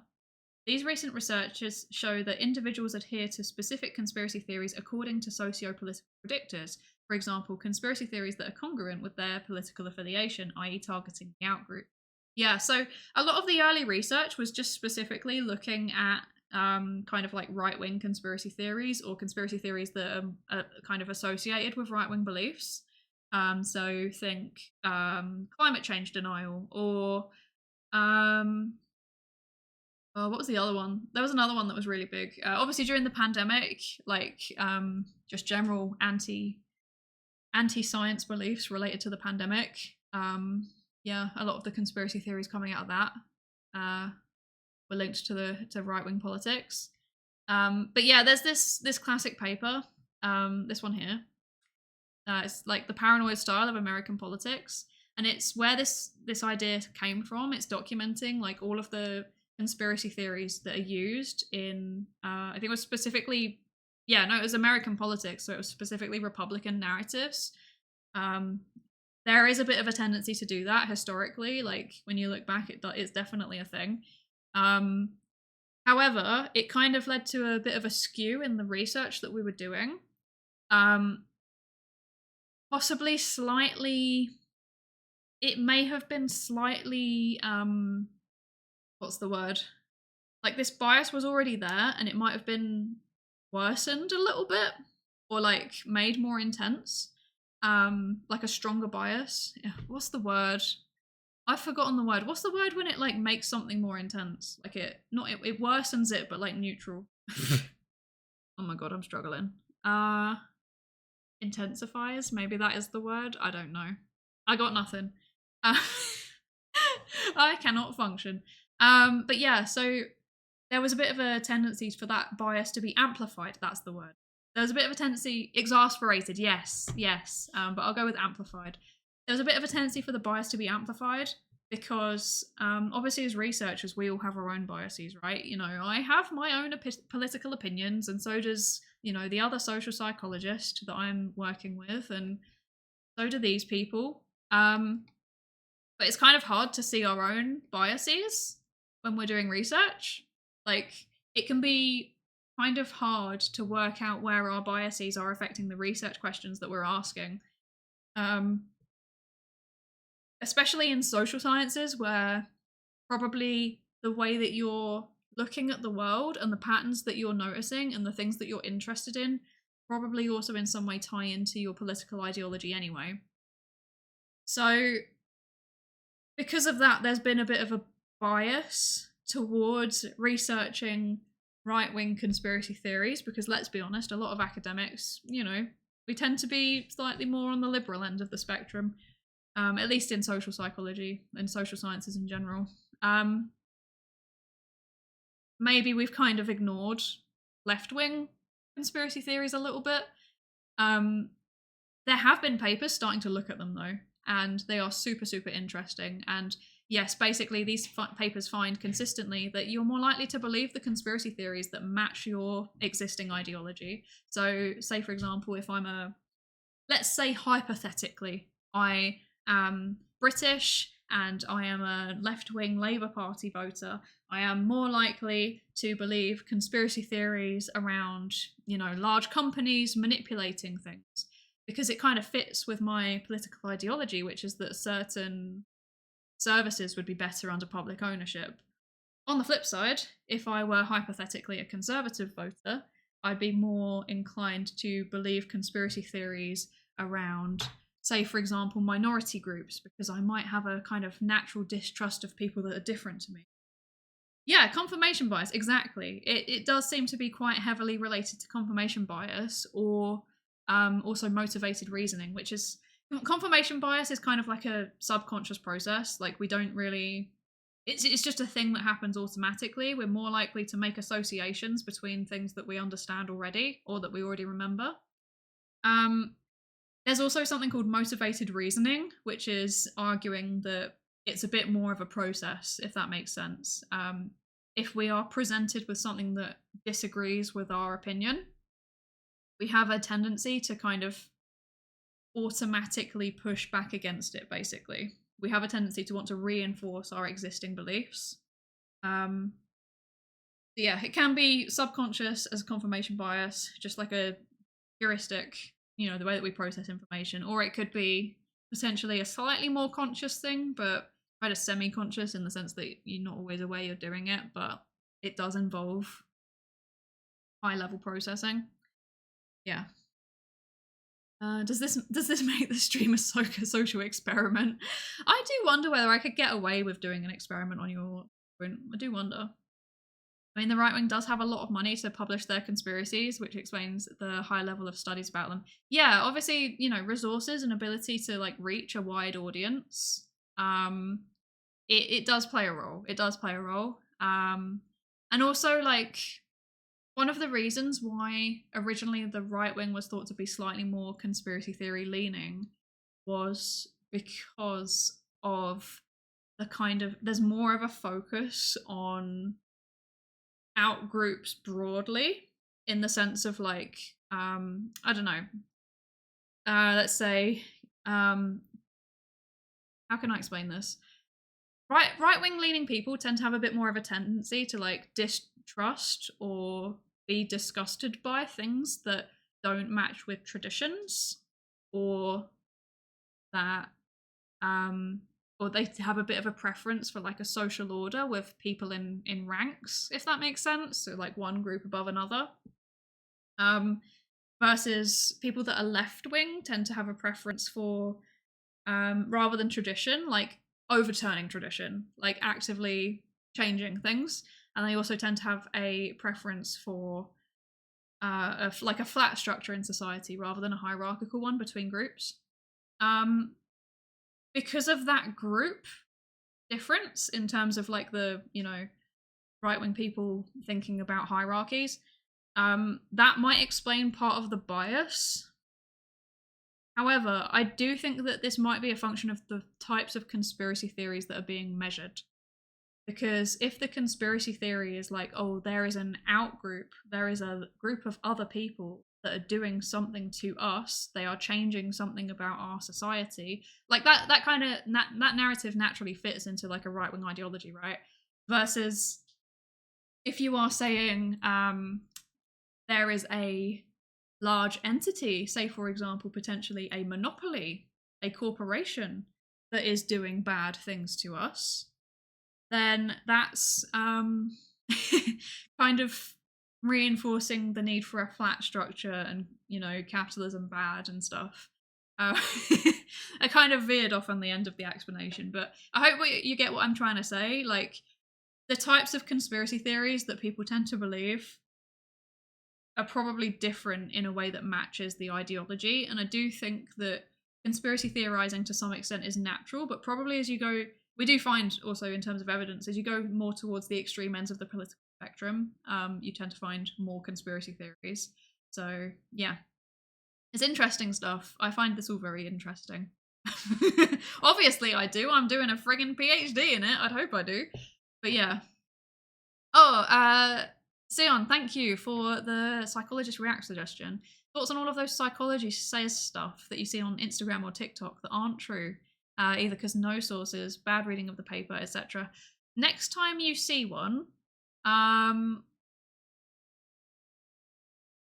whack it in the Psychologist React redeem, or if you eventually end up in the Discord server, put it in there. Or tweet me. You can also, you know, at me on Twitter and I'll save it. Because I do actually have a Psychologist React playlist that I keep meaning to go through. And that would be perfect for it. Generally, I think that they are largely, in some shape or form, misinformation, and that's not a good thing. Especially since they tend to reinforce existing stereotypes about psychology that just straight up aren't true.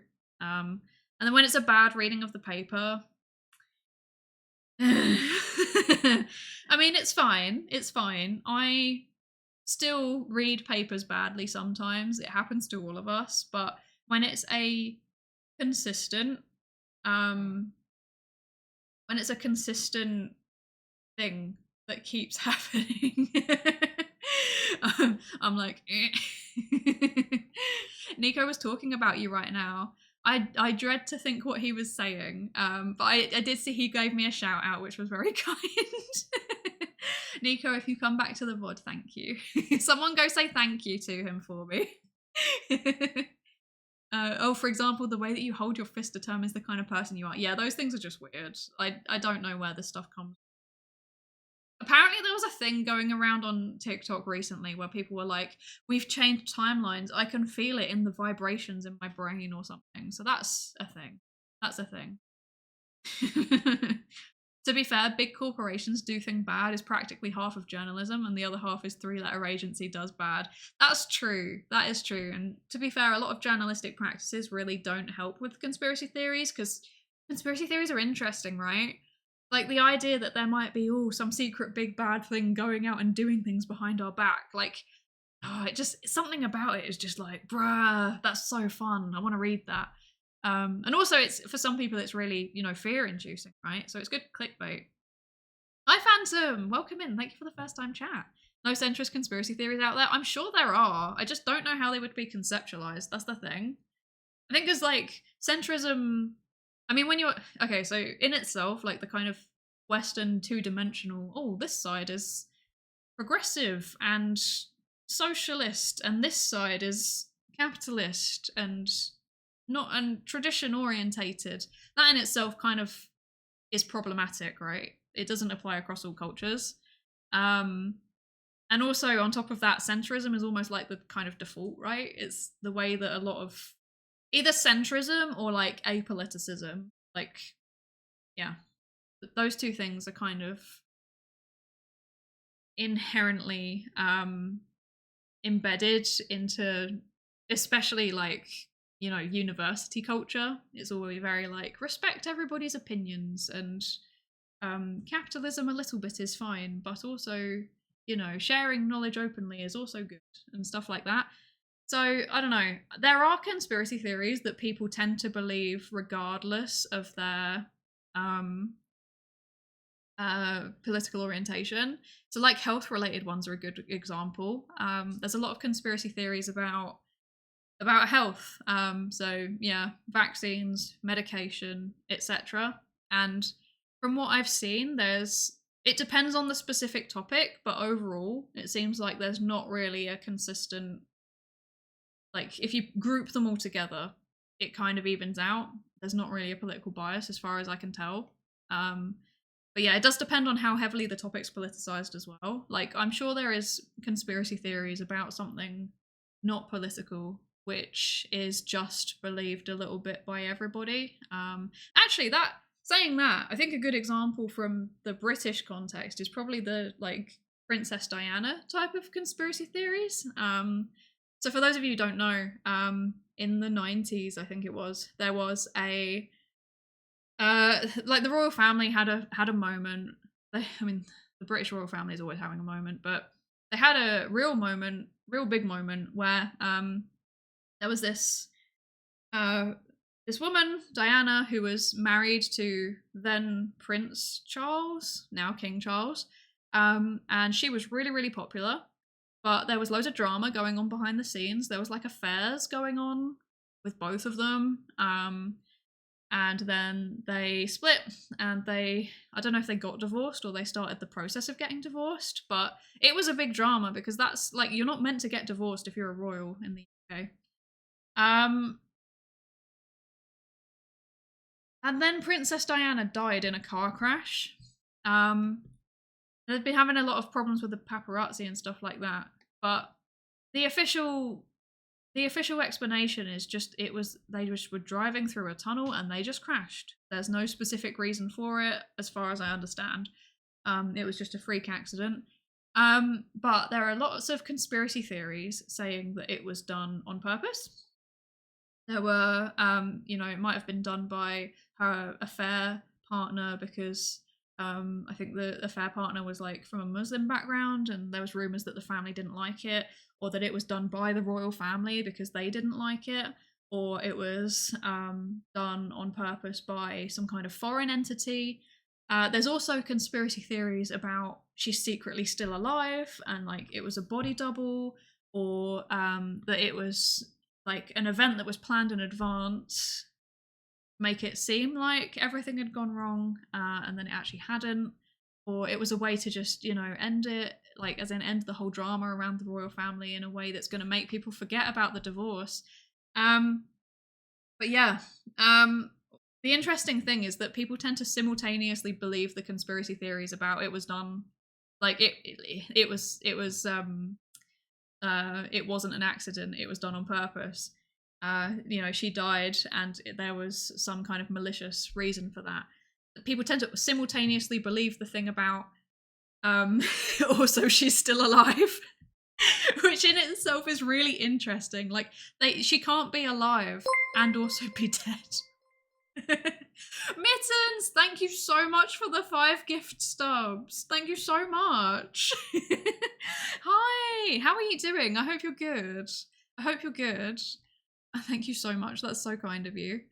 And everybody who got a gift sub, if you got one, I don't know if any of you are watching, but if you did, please say thank you. Please say thank you. And we hit our sub goal because of it. Oh my gosh, that's exciting.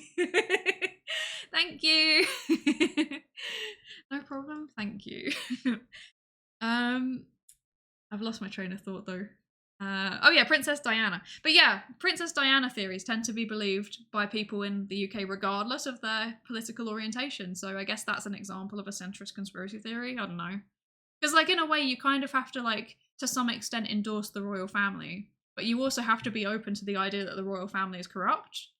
So that seems like a fairly centrist position, because most of the like right-wing people I know in the UK, they're pro-monarch and they don't think that it's corrupt. It's just, yeah, no, it's just a good thing. There's no issues here. And most of the left-wing people I know are like Republican in the sense that they think that there shouldn't even be a royal family. So, yeah. Interesting. Maybe that is the centrist conspiracy theory. Oh my gosh. Half-truths has done irreversible damage to everything. Yeah, I mean, maybe it's less the half-truths themselves and more the fact that people aren't given the tools to be able to assess them, if that makes sense. Like, I think everybody has the ability to assess whether information is reliable to some extent. But not everybody is shown how, and also not everybody is given the confidence to do it. Big corporation do bad and hide the info is not a conspiracy, it's just capitalism. No comment, no comment. No comment. It meets the definition of conspiracy theory under the psychology, you know. It, like I said, it's neutral as to whether it's true or not. Yeah. Real conspiracies when they actually spend money to do a bad thing, like free beer equals expired beer versus free beer versus beer race with drugs, drones, etc. I guess, yeah. I guess so. That's an interesting distinction. Yeah, the vaccines one is also a very good one, actually. Actually, the whole conspiracy theory about vaccines causing autism, like, in itself, the belief that vaccines cause autism, that isn't a conspiracy theory, it's just wrong. Like, it's just wrong. It's just scientifically incorrect. So, yeah. But the idea that vaccines are being distributed on purpose to cause autism, or the idea that vaccines cause autism but it's being actively covered up, those two things are the conspiracy theories. So I hope that distinction's like clear. I don't know. Wasn't getting divorced the whole point of having your own British religion? Yes. Yes. Apolitical / pop culture conspiracy theories are indeed interesting. That's very true, actually. Yeah, like the Avril Lavigne ones and stuff like that. Like the Avril Lavigne is replaced by a body double. That is a good example of an apolitical conspiracy theory, and one that I find extremely funny. But those ones tend to get less attention in the research literature, which is quite sad, to be honest. Because I think that they can tell us a lot of very interesting stuff, to be fair. There was a conspiracy that the current Brazilian president was not alive and the former president was using a mask and pretending to be him. Oh, sorry, let me just slide into my skin suit. Oh my gosh, that's a bit extreme. And the former president is actually a Tom Cruise in a Mission Impossible mask. That's true, that's true. Oh my gosh. Do you think she's alive though? No, I think she did actually die. There's too much like, okay, I think the William and Harry, like the princes, they've been too public about their trauma. So no, like that definitely just happened. Did you cry listening to Goodbye English Rose? I know, and I actually don't even know what that is. I don't even know what that is. Typical Blair government cutting the secret Diana assassin's budget for austerity. Disgusting.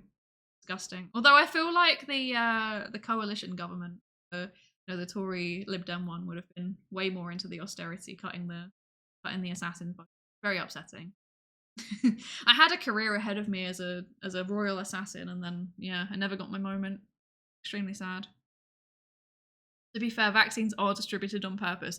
This is technically true. They are very much distributed on purpose. They are not distributed on purpose to cause autism, though. They are distributed on purpose to prevent diseases. The initial conspiracy of vaccines and autism was created to remove the current triple vaccine in favour of the one the conspiracy was trying to sell. That's the ironic thing, right? Yeah, so Andrew Wakefield he had like a massive conflict of interest. He was like an investor on a vaccine that was like an alternative to the MMR. So it would give the MMR is like the triple measles, mumps, and rubella vaccine. You get it all at once. He was an investor on a vaccine that was doing it individually. I can't remember which one, but it was one of the 3 diseases. So he created this false conspiracy theory narrative in order to further an actual conspiracy. Like, there's so many layers to it, and it's so interesting. It's so interesting. It's easier to make a vaccine than it is for everyone to take them. So true. That Hank Green-ism. That's a very good Hank Green-ism if it is. Okay, I'm not gonna lie. It's like almost 11 p.m. I need to go to bed soon. So this is going well. This is going well. We are actually talking about the topic though, so this is fine. This is fine. How do you hide a massive conspiracy inside a massive conspiracy theory? Exactly. Exactly. It all loops together. English Rose is a variation of Candle in the Wind. Oh. I don't know what that is either though. So I'm very uncultured. I'm very uncultured. All I know is the first 3 generations of Pokemon and cute girls doing cute things. That's all I know. Oh no. Oh, could you post it in the Discord server and I'll watch it later? Maybe the real conspiracy theory was the friends we made along the way. So true. Because mine don't exist. So alone.